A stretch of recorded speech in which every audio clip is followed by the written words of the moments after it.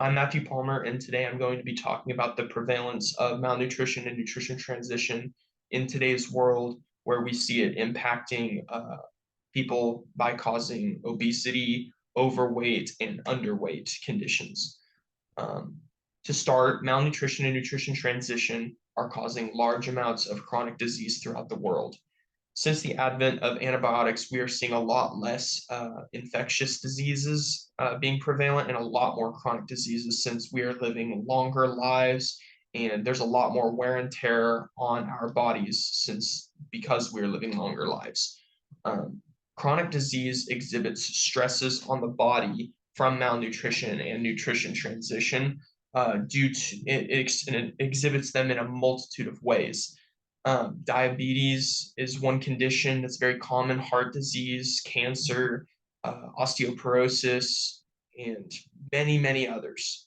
The list is pretty long. Chronic disease can be experienced by anybody. It doesn't matter, regardless of gender, age, height, it, race, it's everywhere. Um, and there's not one singular cause of it. So one example of chronic disease that's very prevalent is the Pima tribe in Arizona. They had lived near a river and they'd always grown their crops there. They had lived very healthy lives. And then a dam was erected upstream that caused them to lose that water source. And they started having to get care packages from the US government to be able to live on their land. And they started to see a large prevalence of chronic disease among their population. They actually started to experience large amounts of chronic disease. They experienced being overweight, obesity. It started to become a very common thing among their population.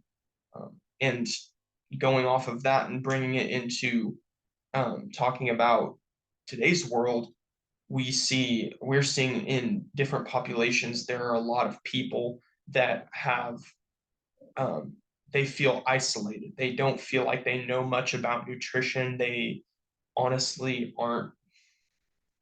It's a foreign language to them. Actually, I that used to be me before I entered the subject of nutrition and wanted to pursue it as a degree. I knew nothing about cooking. I knew nothing about reading food labels or anything like that.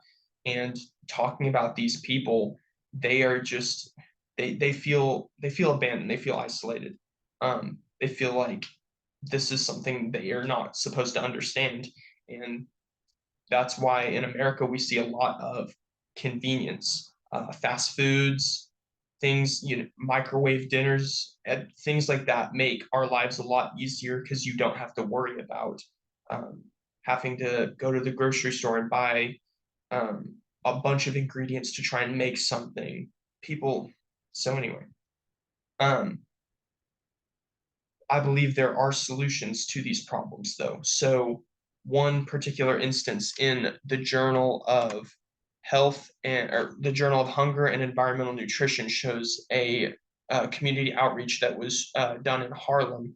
Um, they had gone out and did a sign up and got a bunch of people to go out to the grocery store, show them what to look for, what to buy, teach them how to cook and doing exercise, things like that. And from this study, they actually saw I believe there was about 50 participants. They said that most of them had said they saw an improvement in their quality of life from this outreach program and that they had started to live healthier and happier lives.